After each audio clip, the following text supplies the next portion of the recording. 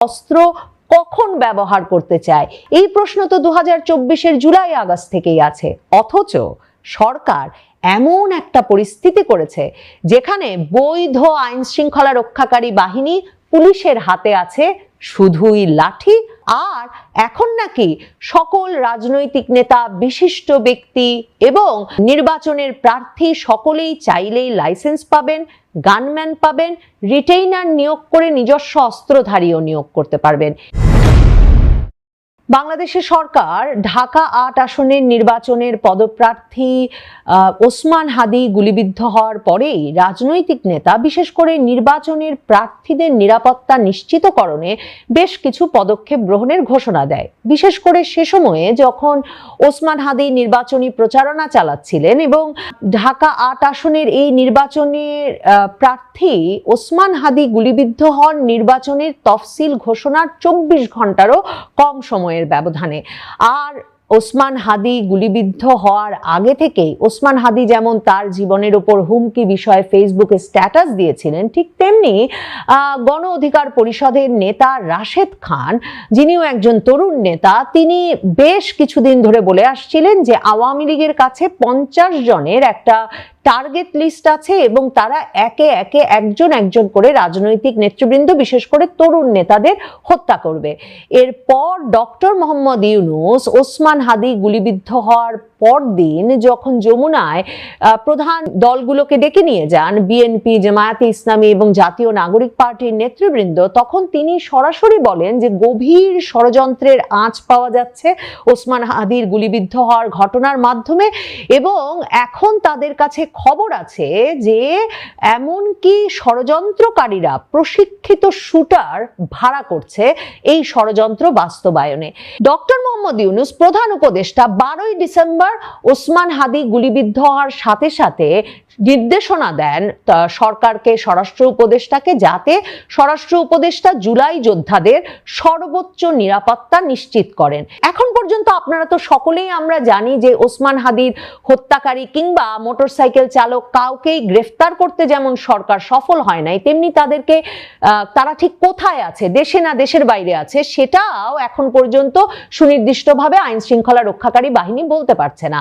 কিন্তু স্বরাষ্ট্র উপদেষ্টা একেবারে তড়িৎ সিদ্ধান্তে, সবচেয়ে সক্রিয়ভাবে যে সিদ্ধান্ত গ্রহণ করেন নিরাপত্তা নিশ্চিত করতে, তিনি এসে সংবাদ সম্মেলনে স্বরাষ্ট্র মন্ত্রণালয়ে ঘোষণা দেন যে নির্বাচনের প্রার্থীরা তাদের নিরাপত্তার জন্য অস্ত্রের লাইসেন্স চাইলেই তারা এখন অস্ত্রের লাইসেন্স দেবেন, এবং তিনি ঘোষণা দেন যেই সব রাজনৈতিক নেতাদের লাইসেন্স করা অস্ত্রই সরকারের কাছে জমা আছে এখন সেগুলো তারা ফেরত নিতে পারবেন, এবং সরকার ঘোষণা দেয় যে জুলাই যোদ্ধাদের নিরাপত্তায় সরকার বিশেষ নিরাপত্তা ব্যবস্থা গ্রহণ করবে।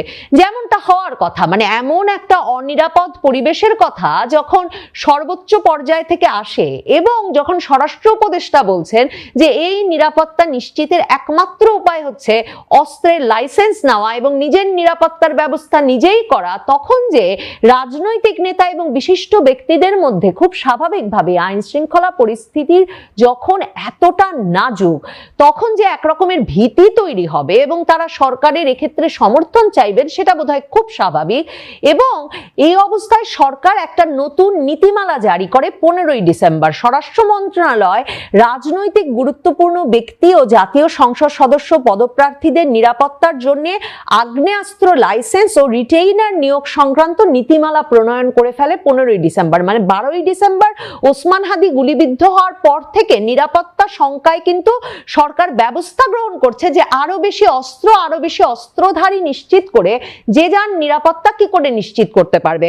তো সেই নীতিমালায় বলা হয় নির্বাচনকালীন সহিংসতা ও ভয়ভীতি প্রদর্শন রোধ, রাজনৈতিক প্রভাব খাটিয়ে ব্যক্তিগত সশস্ত্র বাহিনী গঠন প্রতিরোধ এবং প্রকৃত নিরাপত্তা ঝুঁকির ভিত্তিতে আগ্নেয়াস্ত্র লাইসেন্স প্রদান ও রিটেইনার নিয়োগের অনুমোদন দেওয়া এর মূল উদ্দেশ্য। রিটেইনার মানে গানম্যান, এবং এই নীতিমালার মাধ্যমে তার মানে আপনি ব্যক্তিগত নিরাপত্তা রক্ষী, ব্যক্তিগত অস্ত্রধারী নিয়োগ নিয়োগ করতে পারবেন, কিন্তু সরকার বলছে এর মাধ্যমে ব্যক্তিগত পর্যায়ে সশস্ত্র বাহিনী গঠন প্রতিরোধ হবে। তার মানে সশস্ত্র বাহিনী বিভিন্ন রাজনৈতিক নেতারা বা বিশিষ্ট ব্যক্তিরা গড়ে তুলবেন তাদের নিজ নিজ নিরাপত্তায়, মানে মিলিশিয়া বাহিনীর মতো। আফ্রিকার বিভিন্ন দেশে বিভিন্ন গোষ্ঠীগত সংঘাতে বিক্ষুব্ধ যেসব দেশ, সেসব দেশে যেসব খবর বা যেসব পরিস্থিতির কথা আমরা বছরের পর বছর ধরে শুনে আসছি, সরকারের তার মানে মাথার মধ্যে সেই আশঙ্কাও আছে। সেক্ষেত্রে সরকার নীতিমালা জারি করেছে এখন যে কোনো বিশিষ্ট ব্যক্তি, রাজনৈতিক গুরুত্বপূর্ণ ব্যক্তি এবং এমপি পদপ্রার্থীরা যাতে নিরাপত্তা ঝুঁকির ভিত্তিতে আগ্নেয়াস্ত্র লাইসেন্স নিতে পারে এবং রিটেইনার নিয়োগ করতে পারে, মানে অস্ত্রধারী নিয়োগ করতে পারে। এক্ষেত্রে কারা পাবে এটা, তার সংজ্ঞায় বলা হয়েছে রাজনৈতিক গুরুত্বপূর্ণ ব্যক্তি বলতে সরকার কর্তৃক স্বীকৃত বর্তমান বা সাবেক উচ্চ পর্যায়ের রাজনৈতিক ব্যক্তিকে বোঝাবে। আর সংসদ সদস্য পদপ্রার্থী বলতে নির্বাচন কমিশনে বৈধভাবে মনোনয়নপত্র দাখিল ও গৃহীত জাতীয় সংসদ সদস্য পদপ্রার্থীকে বোঝাবে। এখন ভাবুন, শুধুমাত্র যে এই ঘটনায় মানে ওসমান হাদি কিন্তু প্রথম প্রার্থী নন যিনি গুলিবিদ্ধ হয়েছেন। নভেম্বরের 4 তারিখে বিএনপি মনোনয়ন ঘোষণার পরপরই কিন্তু চট্টগ্রামে বিএনপির মনোনীত প্রার্থীর তার জনসভায় গুলিবর্ষণের ঘটনা ঘটে। সেখানে একজন শীর্ষ সন্ত্রাসী গুলিবিদ্ধ হয়ে নিহত হন এবং খবর বের হয় যে প্রায় 50টির মতো রীতিমতো AK-47 সহ বিভিন্ন অস্ত্রশস্ত্রে সজ্জিত হয়ে একটা সন্ত্রাসী দল বিএনপির সেই নির্বাচনী জনসভায় ঢুকে ওই সময় গুলিবর্ষণ করে এবং তাতেই বিএনপি মনোনীত প্রার্থী আর ওই শীর্ষ সন্ত্রাসী গুলিবিদ্ধ হয়েছিলেন। তার মানে কি বিপুল পরিমাণ অস্ত্রের ভান্ডার পুরো বাংলাদেশে ছড়িয়ে আছে। সরকার সেদিকে দৃষ্টিপাত করছে না, সরকার আরো বেশি অস্ত্র এবং অস্ত্রধারী সৃষ্টিতে নীতিমালা জারি করেছে।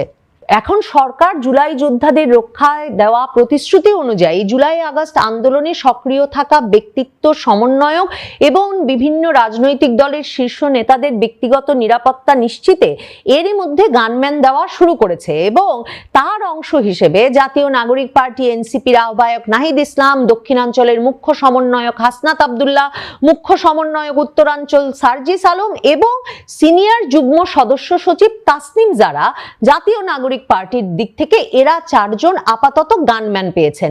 এর মধ্যে কিন্তু 15 জন রাজনীতিবিদ বিশেষভাবে গানম্যান এবং অস্ত্রের লাইসেন্সের জন্য সরকারের কাছে আবেদনও করেছিলেন। যে 15 জন রাজনীতিবিদ নিরাপত্তা অস্ত্রের লাইসেন্স চেয়ে আবেদন করেছেন তার মধ্যে জামায়াতে ইসলামীর আমির শফিকুর রহমান, তিনি সার্বক্ষণিক গানম্যান এবং বাসভবনের নিরাপত্তার জন্য সশস্ত্র পুলিশ সদস্য চেয়ে স্বরাষ্ট্র মন্ত্রণালয়ে আবেদন করেছিলেন। তিনি বলেছিলেন যে তার যে পরিমাণ এখন নির্বাচনী জনসভায় ঘোরাঘুরি করতে হয়, দলীয় কার্যক্রম যে পরিমাণে বৃদ্ধি পেয়েছে, তাতে জামায়াতে ইসলামীর অফিস সেক্রেটারি আফম আব্দুস সাত্তার সরকারের কাছে আবেদন করে বলেছেন যে জামায়াতে ইসলামীর আমির সারা দেশে পথসভা জনসভায় অংশগ্রহণের জন্য সফর করবেন, তার সার্বক্ষণিক নিরাপত্তার জন্য গানম্যান এবং বাসভবনের নিরাপত্তার জন্য সশস্ত্র পুলিশ সদস্য যাতে মোতায়েন করা হয়। তার পাশাপাশি আরো যারা যারা গানম্যান এবং সরকারের কাছে নিরাপত্তা চেয়েছে তাদের মধ্যে আছেন জাতীয় পার্টির জেপি চেয়ারম্যান আনোয়ার হোসেন মঞ্জু। তিনি বলেছেন তিনি নির্বাচন করবেন, কাজেই তারও এই নিরাপত্তা দরকার। লিবারেল ডেমোক্রেটিক পার্টির এলডিপির সভাপতি অবসরপ্রাপ্ত কর্নেল অলি আহমেদ, গণসংহতি আন্দোলনের প্রধান সমন্বয়কারী জোনায়েদ সাকি, ইসলামী আন্দোলন বাংলাদেশের মহাসচিব ইউনুস আহমেদ শেখ প্রমুখ রাজনৈতিক ব্যক্তিবর্গ এরই মধ্যে কিন্তু গানম্যানের আবেদন করেছেন। স্বরাষ্ট্র উপদেষ্টা জানিয়েছেন যে 20 জনের মতো বিশিষ্ট ব্যক্তিকে গানম্যান দিয়েছে সরকার। এরই মধ্যে ডিজিএফআই, এসবি সহ বিভিন্ন গোয়েন্দা সংস্থার বরাতে খবরাখবর সংগ্রহ করে কাদের নিরাপত্তা ঝুঁকি আছে সেটা বিবেচনা করে। কিন্তু সাংবাদিকরা তাকে প্রশ্ন করেছিলেন যে রাশেদ খান, যিনি বারবার 50 জনের তালিকার কথা বলছেন, তিনি কি পেয়েছেন নিরাপত্তা, কিংবা নিরাপত্তা কি পেয়েছেন তার তালিকার মধ্যে থাকা 50 জন রাজনৈতিক নেতা যাদের কথা এই তরুণ নেতা বারবার বলছেন? মানে সরকার ঠিক কিসের ভিত্তিতে ঠিক করছে? এবং সরকারের ডিজিএফআই, এসবি সহ গোয়েন্দা সংস্থাগুলোর কাছে, মানে মিলিটারি এবং সিভিল গোয়েন্দা সংস্থাগুলোর কাছে যদি সত্যি সত্যি প্রকৃতপক্ষে নিরাপত্তা ঝুঁকি সম্পর্কে তথ্য থাকে, তাহলে তো প্রশ্ন আসেই যে ওসমান হাদির ওপর হামলার ঘটনার আগে সরকার কেন জানতে পারলো না যে গভীর ষড়যন্ত্র চলছে, এবং ডক্টর মোহাম্মদ ইউনূস হামলার পরদিনই যেটা বললেন যে এখন নাকি প্রশিক্ষিত শুটার ভাড়া করা হচ্ছে। সরকার কি নিশ্চিত এই কজনকে নিরাপত্তা দিলেই প্রশিক্ষিত শুটারের হাত থেকে সরকার রাজনৈতিক নেতাদের এবং নির্বাচনের প্রার্থীদেরকে রক্ষা করতে পারবেন? এখানেই ঘটনার শেষ নয়। শুধুমাত্র রাজনৈতিক নেতাদেরকেই যে নিরাপত্তা দিলে যথেষ্ট হচ্ছে না, সরকার সম্ভবত সেটা 18ই ডিসেম্বর ওসমান হাদির মৃত্যুর পরপর যে ভয়াবহ হামলার শিকার হয়েছে প্রথম আলো, ডেইলি স্টার, এই দুটো সংবাদপত্র, তাতেও এক রকমের শঙ্কিত বোধ করছে সম্ভবত সেই পত্রিকাগুলোর তরফে সরকারকে নিরাপত্তার জন্য যে বিশেষ আবেদন করা হয়েছে, কিংবা সরকারই হয়তো এটা বিবেচনায় নিয়ে প্রথম আলো এবং ডেইলি স্টারের দুই সম্পাদক মতিউর রহমান এবং মাহফুজ আনামকে গানম্যান দেওয়ার সিদ্ধান্ত নিয়েছে। প্রথম আলো আগুনের ঘটনা সম্পর্কে তার বক্তব্যে বলেছে যে তারা প্রধান উপদেষ্টা সহ সরকারের সর্বোচ্চ পর্যায়ে বারবার এই হামলার হুমকি সম্পর্কে এবং হামলা চলাকালীন যোগাযোগ করেও মানে সক্রিয় অবস্থায় আইন শৃঙ্খলা রক্ষাকারী বাহিনীকে পায় নাই, কিন্তু এখন এই দুইজন সম্পাদককে গানম্যান দেওয়া হয়েছে। আমার মনে প্রশ্ন জাগে যে ঠিক কিভাবে এই গানম্যান দিয়ে নিরাপত্তা রক্ষার কথা ভাবা হচ্ছে। কারণ দেখুন, একদিকে যখন আমরা প্রথম আলোর সামনে পুলিশ কেন নিষ্ক্রিয় এই প্রশ্ন তুলি, ভুলে গেলে চলে না 2025-এর মে মাস থেকে সরকার আনুষ্ঠানিকভাবে পুলিশের কাছ থেকে সকল অস্ত্র জমা নিয়ে নিয়েছে। 2024-এর আগস্টের পর থেকেই পুলিশের যে কোনো অস্ত্র ব্যবহার করা নিষিদ্ধ ছিল, কিন্তু অস্ত্র রীতিমতো জমা নিয়ে নিয়েছে পুলিশের কাছ থেকে 2025-এর মে মাস থেকে। একদিকে 2024-এর জুলাই আগস্টের সময় থেকেই এসএমজি, এলএমজি থেকে শুরু করে সর্বাধুনিক অস্ত্রশস্ত্র লুট হয়েছে বাংলাদেশের কারাগারগুলো থেকে। বাংলাদেশের পুলিশ অন্তত 450 থানা এবং 150 পুলিশ ফাঁড়ি থেকে লুট হয়েছে, এমনকি গণভবন থেকে। যেই লুটপাটের অস্ত্র পুলিশের হিসাব বলছে 20 থেকে 35% এখন পর্যন্ত উদ্ধার করা যায় নাই। আবার আইন শৃঙ্খলা রক্ষাকারী বাহিনী প্রায়শই বলে যে পরিমাণ অস্ত্র এবং গোলা বারুদ সে সময় লুটপাট হয়ে গেছে, সবকিছুর হিসাব করাও সম্ভব হয়ে ওঠে নাই, কারণ তার সাথে সাথে নথিও হারিয়েছে। এই অবস্থায় পুলিশ নিরস্ত্র, আর ব্যক্তিগত নিরাপত্তা রক্ষার জন্য গানম্যান দিয়ে ব্যক্তির নিরাপত্তা কি রক্ষা করা সম্ভব? প্রথম আলো, ডেইলি স্টারের ঘটনাটাই যদি মনে করেন, হামলা চলছে, ঘন্টার পর ঘন্টা ধরে আগুন দেওয়া হচ্ছে, ভাঙচুর চলছে, সাংবাদিকেরা উপরে আটকা পড়েছেন, তারা নিচে ঝাঁপ দিয়েও নামতে পারছেন না। এমনকি ডেইলি স্টারের সাংবাদিকেরা যেটা বলেছেন, যারা আগুনের তাপে ছাদে আটকা পড়েছিলেন, যে তাদেরকে ফায়ার সার্ভিস কর্মীরা পর্যন্ত নামিয়ে আনার সাহস পাচ্ছিলেন না, যে নামিয়ে আনলে নিচে মব বা হামলাকারী বা বিক্ষুব্ধ ছাত্র জনতা তাদের উপর আবার হামলা চালাতে পারে।